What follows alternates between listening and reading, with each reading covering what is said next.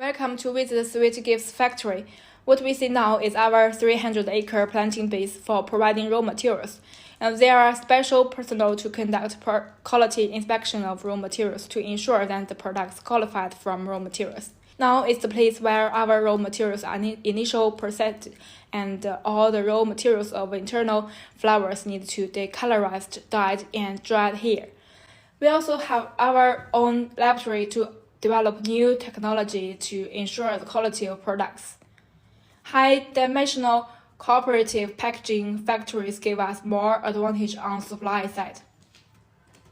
Now we can see that the workers are proceeding the internal process to meet the different needs of products. And there will be special quality inspection procedure. What we can see now is random inspection of the finished products to put into storage.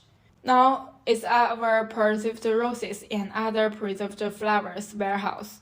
And finally, they will be transported to different buyers by sea or air.